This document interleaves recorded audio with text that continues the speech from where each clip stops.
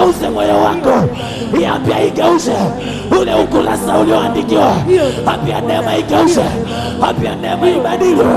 Ina uwezo wa kugeuza. Sawa na Samueli wa kwanza sura ya 10 mstari wa 6. Ambia neema igeuze. Ambia neema igeuze. Igeuze ile biashara.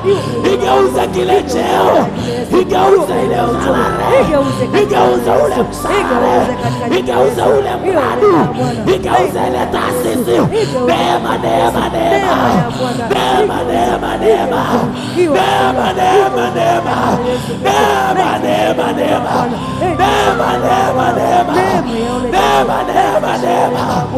Yamegeuza, yamegeuza, yamegeuza, yamegeuza, yamegeuza, yamegeuza, yamegeuza, yamegeuza, yamenema, igeuze, igeuze, yamenema, igeuze, igeuze, yamenema, igeuze, igeuze, yamenema, igeuze, igeuze, yamenema, ikugeuze, ikubadilishe.